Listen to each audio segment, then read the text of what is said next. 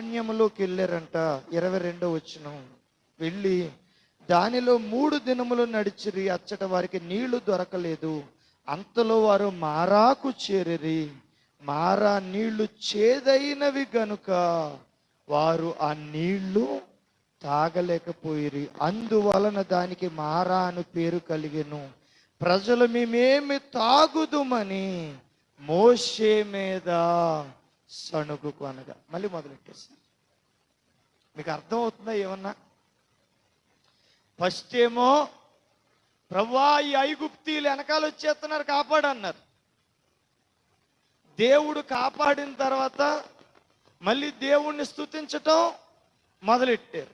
మళ్ళీ ప్రయాణంలో సాగుతూ మారా యొద్దకు వచ్చిన తర్వాత నీళ్లు చేదుగా ఉంటే మళ్ళీ ఏం చేస్తున్నారు? మళ్ళీ మోషే మీద సొడుగుతున్నారు. నేనంటాను, ఎవరేళ్ళు? దేవుని ప్రజలు. కానీ ఏం లేదు వీళ్ళు అంటే స్థిరత్వం లేదు, నిలకడ లేదు. ఒక మాట చెప్తానండి, నిలకడ లేని మనుషులకి ఎవరైనా ఏదైనా పని అప్పగిస్తారా? చెప్పండి, అప్పగిస్తారా? అయ్యో ఆడికి ఇచ్చావా, ఇంకా ఆడికి ఇస్తే ఇంక డబ్బులు వచ్చినట్టే అంటారు. ఎందుకు? వాడిలో ఒక స్టాండర్డ్ ఉండదు, ఒక స్థిరత్వం అనేది ఉండదు. ప్రియమైన దేవుని బిడ్డలారా గమనించండి. అక్కడ ఏం జరుగుతుంది అంటే నీళ్లు చేదుగా ఉన్నాయంట. వెళ్ళి మోషే మీద పడిపోతున్నారు, సడుగుతున్నారు. ఎందుకు అయ్యామో మమ్మల్ని ప్రాణం తీస్తున్నాం అంటున్నారు. అయితే మోషేతో దేవుడు అంటున్నాడు, మోషే నీ కళ్ళ ఎదుట ఒక లేత మొక్క ఒకటి కనపడుతుంది, దాన్ని పెళ్ళగించి ఆ మారా వంటి నీళ్లలో పడే. వెంటనే ఏమైందో తెలుసా? ఆ లేత మొక్క ఆ మారా అనబడిన నీరులోన ఆ చేదునంతా కూడా లాగేసుకున్నట్టు. హల్లెలూయా. నేను అంటాను దేవుని బిడ్డలారా, మనం ఎక్కడికన్నా వెళ్ళామనుకోండి, మన వల్ల అక్కడున్న వారికి మాధుర్యం కలగాలి. హల్లెలూయా. మన మాట వల్ల కానీ మన ప్రవర్తన వల్ల కానీ రుచి కలగాలి. అందుకనే బైబిల్ ఏమని చెప్పిందంటే, మీరు మాట్లాడినప్పుడు మీ మాట ఎలా ఉండాలంటే ఉప్పు వేసినట్లు కృపాసహితముగా ఉండాలంటాడు. హల్లెలూయా.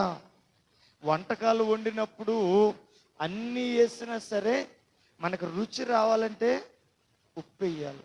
హల్లెలూయా. అది కూడా ఎలాగేయాలంటే తగినంత.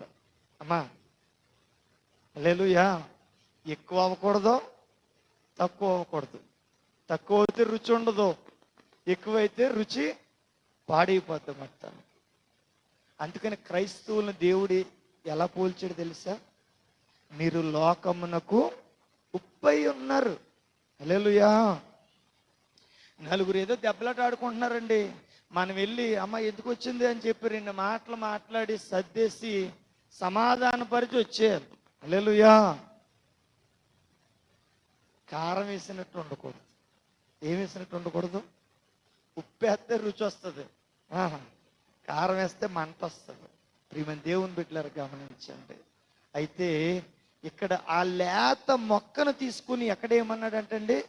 చెరువులో. ఆ చేదంతా ఏమైపోయిందో తెలుసా? ఆ లేత మొక్క లాగేసుకుంది. ఇంతకు ఆ లేత మొక్కని ఎవరి గురించి రాయబడిందో తెలుసా? ప్రభు అయిన యేసుక్రీస్తు వారు.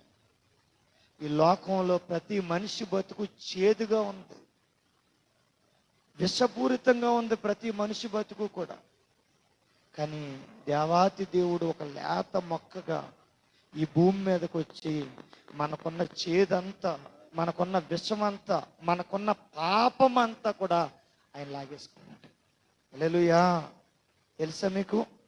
అందుకనే క్రైస్తవులకు ఇంకొక మాట ఏంటంటే పరిశుద్ధులు, దేవుని పిల్లలు, నీతిమంతులు. ఎలాగ నీతిమంతులు? ఆయన ఏం చేశాడు? మారావంటే మన చేదు, మన పాపం ఆయన ఏం చేశాడు? లాగేసుకున్నాడు.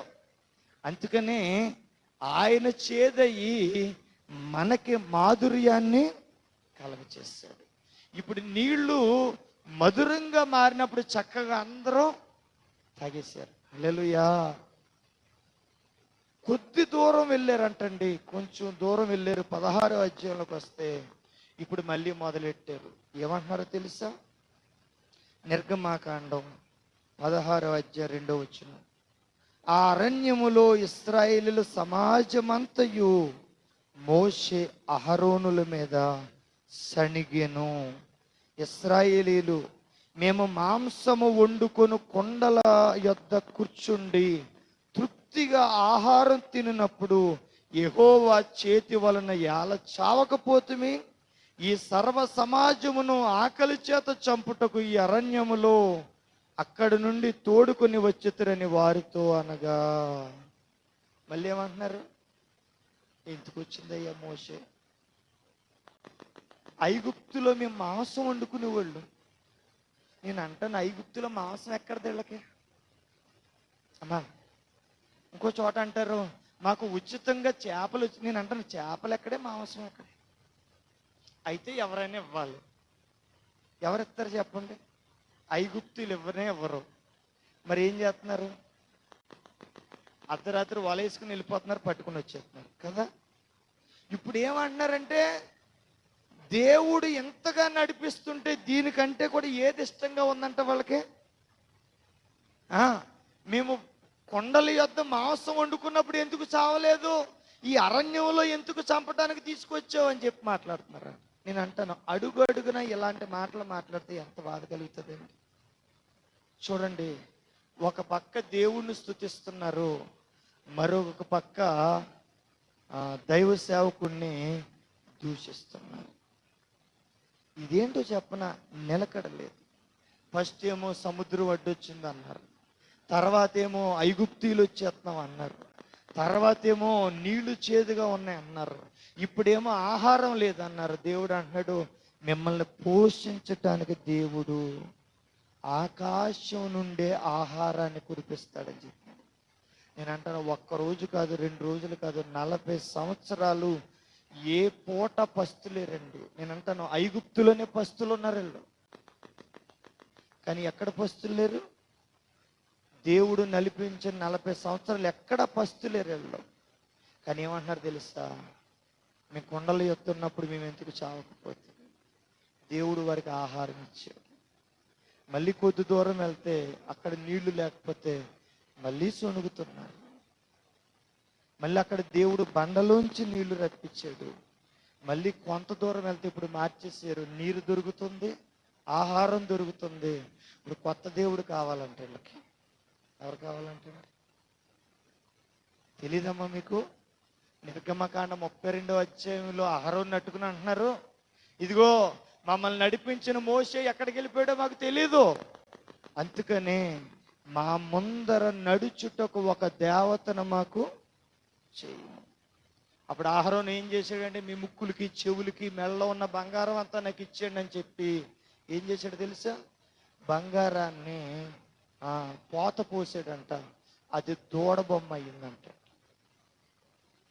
నేనంటాను, మోషే ఎలాగా నడిపించాడు, అహరోను ఎలాగా నడిపించాడు ఒకసారి గమనిస్తారు మీరు?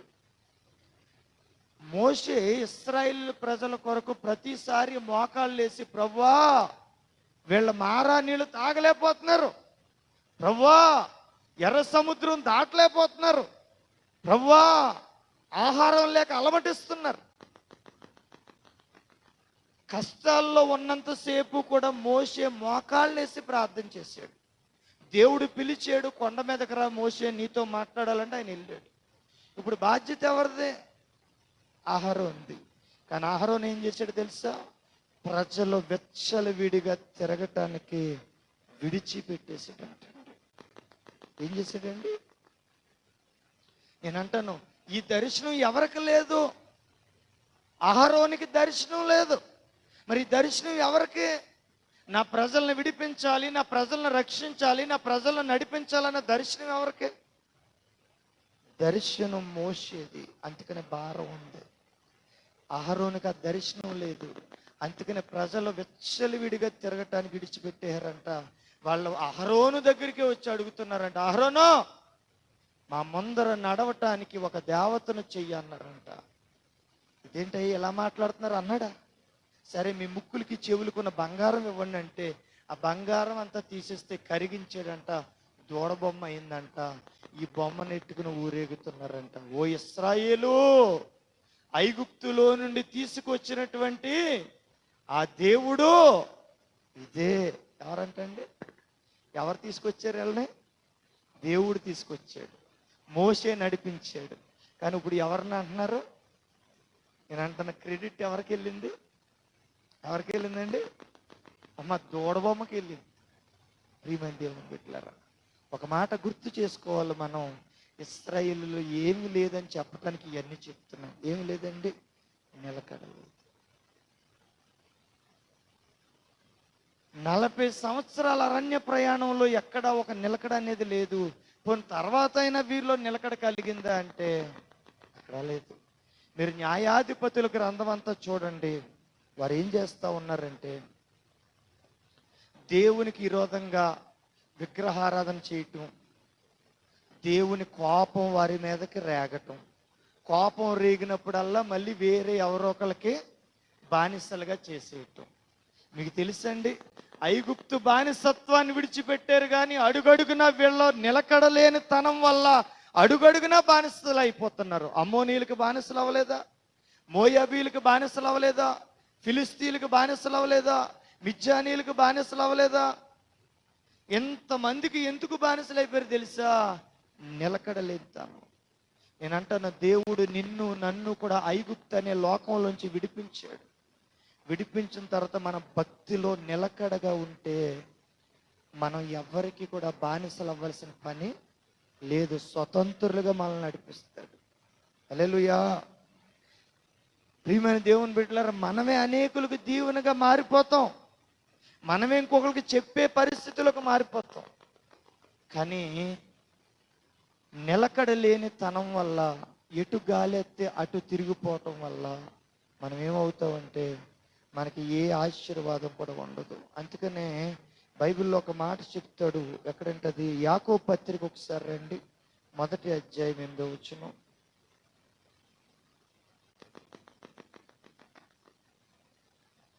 మొదటి అధ్యాయం 8వ వచనం. అట్టి మనుష్యుడు ద్విమనస్కుడై తన సమస్త మార్గముల యందు అస్థిరుడు గనుక, అంటే నిలకడలేనివాడు గనుక, ప్రభువు వలన తనకి ఏమైనా దొరుకునని తలంచుకొనరాదు. అంటే ఒక్క మాటలో ఏం చెప్తున్నాడంటే, నిలకడలేని మనుషులు, స్థిరము లేని మనుషులు దేవుడు నాకు ఏదైనా మేలు చేస్తాడని తలుచుకోవటం కూడా వ్యర్థం. ఏంటండి? ప్రియమైన దేవుని బిడ్డలారా, అంటే యాకోబు గారు చెప్తున్నాడు పరిశుద్ధ గ్రంథంలో, నిలకడలేని మనుషులు నాకు దేవుడు అది చేస్తాడు ఇది చేస్తాడని తలుచుకోవటం ఏంటంటే వ్యర్థం అంట. దేవుని బిడ్డలారా, అయితే నేను ఈ మాట ద్వారా నేనేం చెప్పాలనుకుంటున్నానంటే, ఇశ్రాయేలీల్లో నిలకడలేని తనం వల్ల వారు ఏమయ్యారంటే పలుమార్లు అనేక మంది అన్యుల జనులకు బానిసలైపోయారు. ఈ నిలకడలేని తలం వల్ల అరణ్యంలో అనేక మంది ఎండుటాకుల మాదిరి రాలిపోయారు. ఈ నిలకడలేని తనం వల్ల అనేక సార్లు యుద్ధంలో అపజయం పొందారు కూడా అని బైబిల్ చెప్తుంది.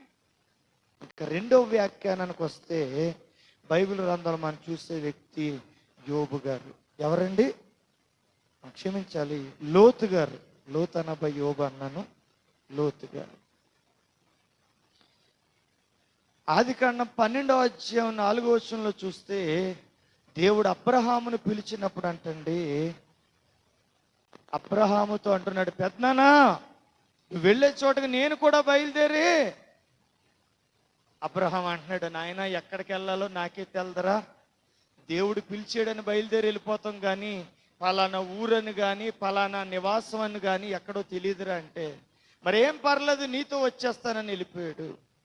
అలా వెళ్ళినటువంటి లోతు కొంతకాలానికే తన యొక్క పెద్దనానైనటువంటి అబ్రహామును విడిచి పచ్చని ప్రదేశమైన సొదొమ గొమొర్రాకి వెళ్ళిపోయాడు. ఎందుకో తెలుసా? దేవుడు ఆ పట్టణాన్ని నాశనం చేయక మునుపు సొదొమ గొమొర్రా ఎలా కనపడుతుందో తెలుసా? పచ్చగా. నేను అంటాను, చెడు ఎప్పుడు పచ్చగా కనపడుతుంది, మంచి ఎప్పుడు చేదుగానే. నేను చాలాసార్లు చెప్తా ఉంటాను, 4 రకాల స్వీట్లు తెచ్చారనుకోండి, మేమంటే ఎంత ప్రేమో స్వీట్లు పట్టుకొచ్చారని. అది కాక ఏదైనా 2 కషాయాలు ఎట్టుకొచ్చారని తాగమని, అది చూడు కషాయాలు ఎట్టుకొచ్చారు, ఎవడ తాగుతారు ఇదంట. కానీ ఇందులో ఏది మంచిది? కషాయమే మంచిది కదండి. అలాగే మంచి లేటుగా తెలుస్తుంది. అందుకనే ఏదైనా ఒక పొరపాటు జరిగినా, ఏదైనా ఒక నింద పడినా కాలం సమాధానంగా మనకి న్యాయం చెప్తుంది. అవునా కదండి? అందరూ ఏమన్నారంటే, ఈ యోసేపుకి కేకేసి అన్నం పెడితే అమ్మగారి మీదే కన్నేసాడు అన్నారు. అవును కదండి? కానీ ఇది వాస్తవం కాదు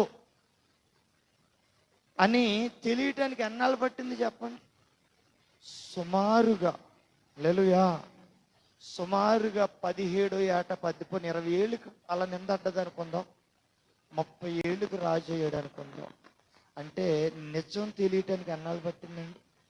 10 సంవత్సరాలు పట్టింది. ప్రియమైన దేవుని బిడ్డలారా, అన్యాయంగా నిందించబడినా, అన్యాయంగా బాధించబడినా ఒకటి గుర్తుపెట్టుకోండి, ఏదో ఒక రోజు ఆ నిజం బయటపడుతుంది.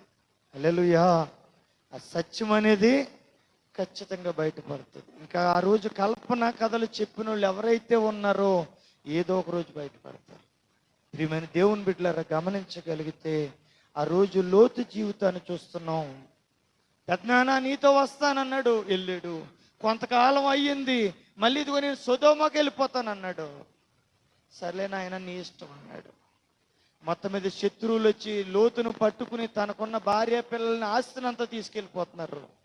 ఈ వార్త అంది అబ్రహాం వారిని వెళ్ళి పట్టుకుని మళ్ళీ విడిపించి తీసుకొచ్చాడు. నేను అంటాను, ఒక దెబ్బ తిన్నోడు ఏం చేయాలి చెప్పండి అమ్మా? సహజంగా ఒక్క దెబ్బ తిన్నోడు 2వ దెబ్బ తినడానికి సిద్ధపడాలా అమ్మా? నేను అంటాను, తెలివైనోడు ఒక్క గద్దింపుతో మారిపోతాడు. పదే పదే దెబ్బలు తింటున్నావంటే అది నీ అజ్ఞానం తప్ప మరి ఏమీ కాదు. గమనించు. హల్లెలూయా. నేను అంటాను, శోధన వేరు, మనం తెచ్చుకోవటం వేరు.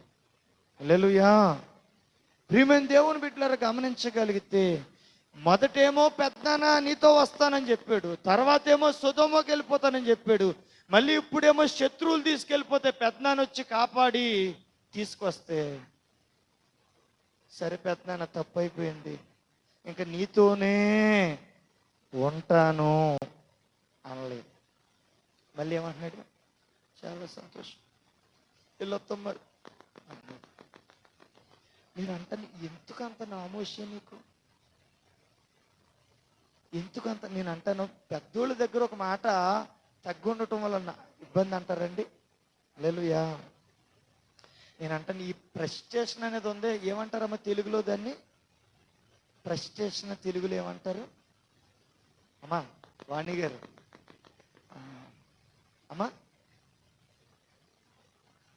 ప్రెస్టేషన్ అంటే మంకుతాను, ఇంచుమించుగా మంకుతాను.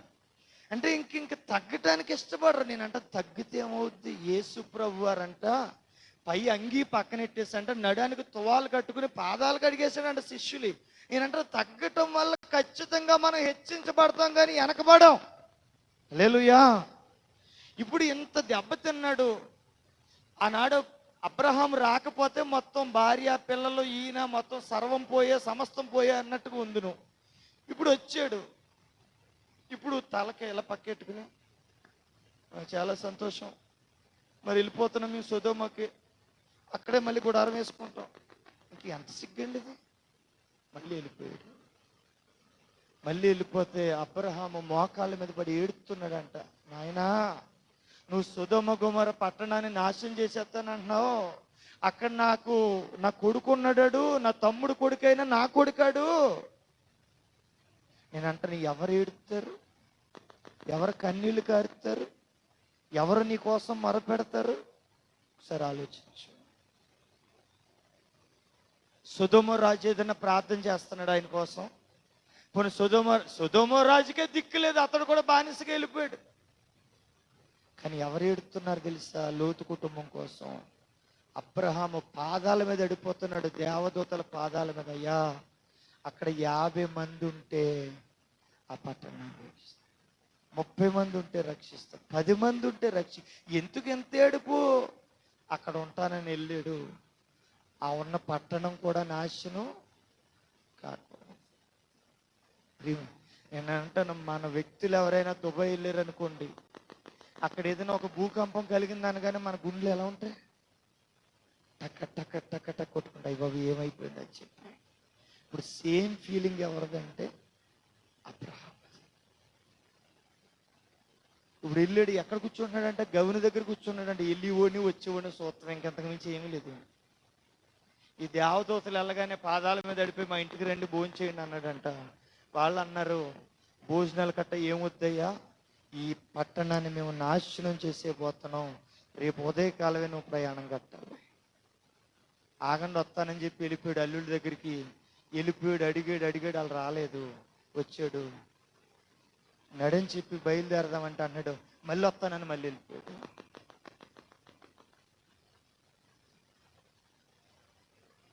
దేవదూతల్లో లోతు చెయ్యెట్టుకుని, లోతు భార్య పిల్లలు చేతులెట్టుకుని బయటికి లాక్కొచ్చారు. చెప్పబడినటువంటి లోతు గురించిన వాక్యంలో మీకు ఏమర్థమైందంటే, పెద్దనాన్న దగ్గర ఉంటానన్నాడు, ఉన్నాడా? పోని సొదొమలో ఉన్నాడు, ఉండగలిగాడా?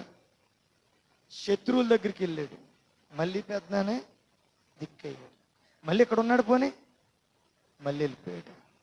మళ్ళీ దేవదూతలు తీసుకొస్తుంటే వస్తున్నాడా? రావట్లేదు. నేను అంటాను, నాశనానికి ముందు మనిషికి ఏం కలుగుతుందంటే గర్వం కలుగుతుంది. ఇప్పుడు లోతు ఆలోచన అంతా ఏంటంటే, ఈ సంపద, ఈ ఆస్తి, ఈ సంపద, ఈ ఆస్తి, ఈ సంపద, ఈ ఆస్తి. ఇప్పుడు ఏమైపోద్దో అని చెప్పి బైబిల్ చెప్తుంది. తడువు చేస్తున్నాడంట, ఆలస్యం చేస్తున్నాడంట.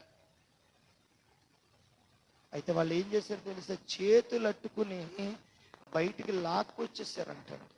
లాక్కొచ్చేసి వారు అంటున్నారంటే, ఇదిగో అక్కడ కనబడుతున్న ఆ పర్వతం దగ్గరికి వెళ్ళి ఆ పర్వతము చాటున నువ్వు నివాసించు, ఆ బండ చాటున నీవు నివాసించు. లోతు ఏమన్నాడు తెలుసా? పర్వతం దగ్గరికి వెళ్ళలేను, అక్కడ ఏదో చిన్న ఊరు కనపడుతుంది, అక్కడికి వెళ్తాను. నేను అంటాను, పర్వతం దగ్గరికి వెళ్ళుంటే దేవుని కాపుదల ఉండేది. కానీ మళ్ళీ ఎక్కడికి వెళ్ళిపోయాడంట. నేను అంటాను, అసలు నువ్వు ఏమన్నావు చెప్పు. పెద్దనాంతో వచ్చావు, ఆ ఒక్క విషయం పక్కన పెడితే మిగతా విషయాలు ఎక్కడ నువ్వు స్థిరంగా ఉన్నావు? కంచేపు సొదొమ అన్నావు, కంచేపు గొమొర అన్నావు, కంచేపు బానిస అయిపోయావు, కంచేపు మళ్ళీ నేమో ఒక కొత్త ఊరు వెళ్ళిపోతానన్నావు. ఎంత జరిగే క్రమంలో నీ పెద్ద తండ్రి అయిన అబ్రహాం దగ్గరికి వెళ్ళిపోతాం, ఎంత మేలు. హల్లెలూయా. నేనంటాను, సమృద్ధితో వెళ్ళాడు సొదొమకి, కానీ ఎలా వచ్చాడు? కట్టుబట్టలతో వచ్చాడు. ఈ కట్టుబట్టలతో వచ్చినప్పుడైనా నీ పెద్దనాన్న దగ్గరికి వెళ్ళిపోవచ్చు కదా, అబ్రహాం దగ్గరికి వెళ్ళిపోవచ్చు కదా. ఎందుకు వెళ్తాలో చెప్పనా? అదే ఇందాక చెప్పాను కదా, మంకుతనం. దేవత ఇంకో మాట అంటారు, దీన్ని ఉదాసనం అంటారా? ఉదాసనం. నేను ఎందుకు తగ్గాలి? నువ్వు తగ్గటం కాదు, ఇప్పుడు మొత్తం ఖాళీ అయిపోయింది నీ జీవితం. ఏముంది? నేను అంటాను, దేవుని బిడ్డలారా, ఆ రోజైనా సరే నువ్వు మరలా నీ తండ్రి దగ్గరికి వెళ్ళిపోయి ఉంటే నీ పరిస్థితి వేరేలా ఉంది. అబ్రహాం ఎంతమందిని పోషిస్తున్నాడో తెలిసేప్పటికి, తన ఎంట పుట్టి అలవర్చబడినటువంటి యవనస్తులు 318 మంది, వారి తల్లిదండ్రులు సైతం, అంటే రోజుకి 1000 మందికి భోజనాలు పెడుతున్నాడు ఇంట్లో. నువ్వేమో తిండి లేక గుడ్డ లేక ఏడుతున్నావు. అయినా సరే నీకు వెళ్ళటానికి మనసు ఎందుకు కలగట్లేదు? ఉదాసనం, ఫ్రస్ట్రేషన్ అన్నమాట. ఏమైపోయాడు తెలుసా లోతు? చెప్పుకోవటానికి ఇంకా లోతు గురించి మంచి ఏమీ లేదండి. ఇంకా ఎందుకో చెప్పనా? నిలకడ లేనితనం, అదే పాయింట్. ఏమి లేనితనం? నిలకడ లేదు, స్థిరం లేదు. ప్రియమైన దేవుని బిడ్డల నేను అంటాను, ఆ నిలకడ లేని తనం యోబుని మొత్తం ఒంటరిని చేసి నిలబెట్టిస్తుంది. ఖాళీ అయిపోయిన జీవితంగా మార్చేస్తుంది. ప్రియమైన దేవుని బిడ్డలారా, 2 విషయాలు మీ ముందుకు తెచ్చాను. ఇందులో మొదటిది, ఇశ్రాయేలీలు నిలకడ లేని జీవితాలు వారిని ఏం చేసేసినాయ్యా అంటే అనేక మార్లు బానిసలుగా చేసేసినాయి, అనేక దెబ్బలు తినేలా చేసినాయి, అరణ్యంలో ఎండుటాకులు మాదిరి రాలిపోయేలా చేసినాయి. నిలకడ లేని లోతు జీవితం భార్యను కోల్పోయేలా చేసింది, తన కలిగిన సమస్తాన్ని కోల్పోయేలా చేసింది, కూతుర్లను కూడా వ్యభిచారులను చేసేసింది, లోతుని ఏకాకిని చేసేసింది. ఇంకా 3వ ప్రస్థానానికి వస్తాను, ఇది చెప్పి ముగించేస్తాను. ఇప్పటి వరకు శ్రద్ధగా విన్నారు, చాలా సంతోషం. ఇంకా బైబిల్ గ్రంథం నుంచి చూడగలిగితే 3వ వ్యక్తి దానియేలు. రండి, ఎవరండి? బైబిల్ గ్రంథం నుంచి దానియేలు 1వ అధ్యాయం 8వ వచనం నుంచి. రాజు భుజించు భోజనమును పానము చేయు ద్రాక్షరసమును పుచ్చుకొని తన్ను అపవిత్రపరచుకొనకూడదని దానియేలు ఉద్దేశించి తాను అపవిత్రుడు కాకుండానట్లు వాటిని పుచ్చుకొనుకోకుండా సెలవిమ్మని నపుంసకుల అధిపతిని వేడుకొనగా. ఎవరండి వీళ్ళు? ఇశ్రాయేలు దేశము నుండి బబులోను దేశానికి బానిసలుగా కొనుపోబడినటువంటి బాలురు. బాలురు అంటే 12 నుంచి 14-15 ఏళ్ల వయస్సు కలిగిన వాళ్ళు. ఇంకా నయ్యం, వీళ్ళకి మట్టి మోయమని చెప్పలేదు అక్కడ, లేకపోతే కాలవలు తవ్వండి అని చెప్పలేదు, లేకపోతే ఇటుకలు కాల్చండి అని చెప్పలేదు. రాజు ఏమన్నాడంటే, ఇశ్రాయేలు దేశం నుంచి వచ్చినటువంటి బాలురులో కొంతమందిని తీసుకుని వారికి మన విద్యలు నేర్పించు, మన భాషలు చెప్పించు, అలాగే ప్రతిరోజు నేను తినే ఆహారంలో భాగము వారికి పంపించు. నేను అంటాను, పరాయి దేశంలో పరమాన్నం మంచిదే కాదు. హల్లెలూయా. కొన్నిసార్లు విదేశాలు వెళ్తారు కదండి సిస్టర్స్, చాలామంది ఫోన్ చేస్తారు, అమ్మ ఇక్కడ నాకు భోజనం కూడా పెట్టట్లేదమ్మా అంటారు.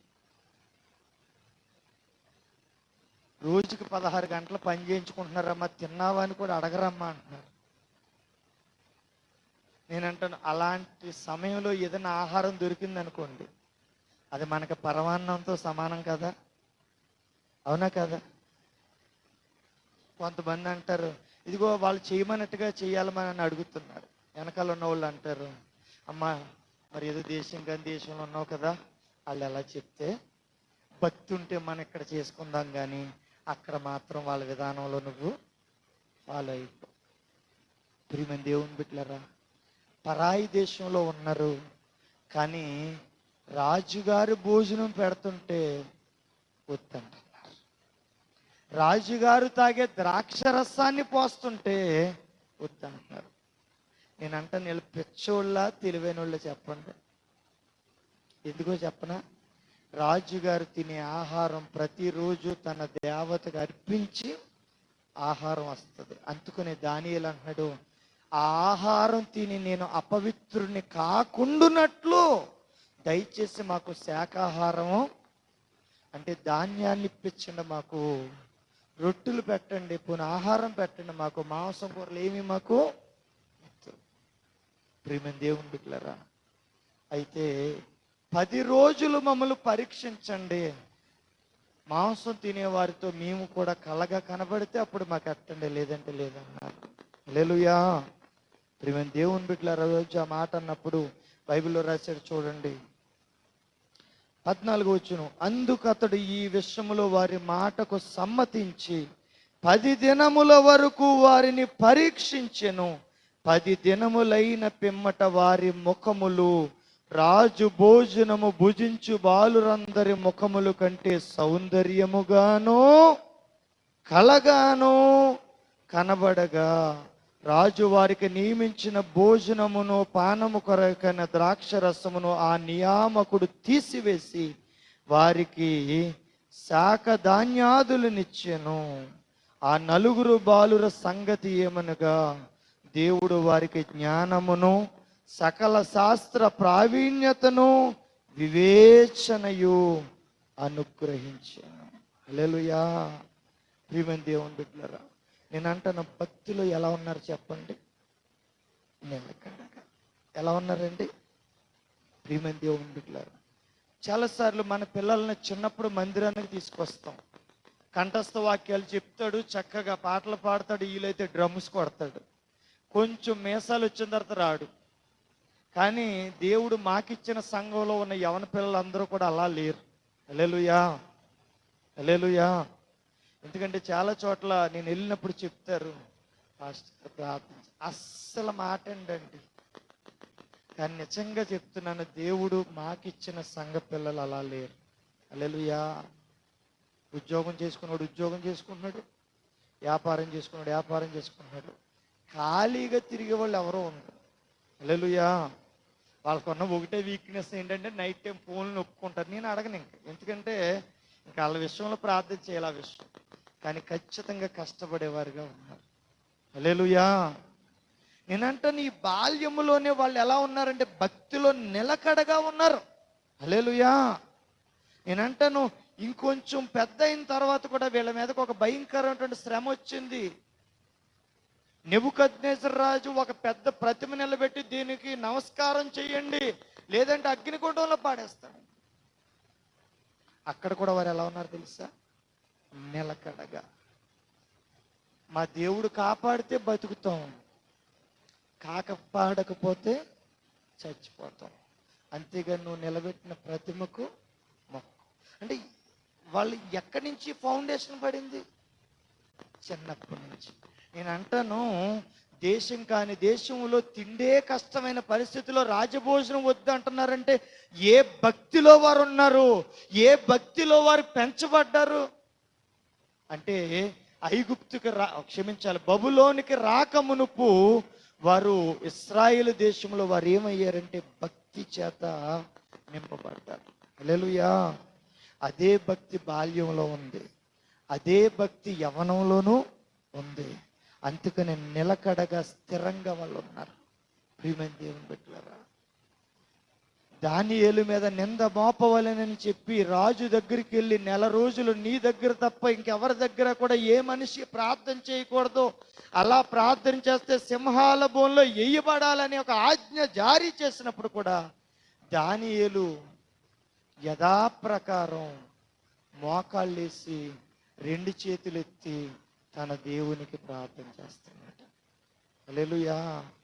చెప్పండి, భక్తిలో నిలకడగా ఉన్నారు, పవిత్రతలో నిలకడగా ఉన్నారు, ప్రార్థనలో నిలకడగా ఉన్నారు.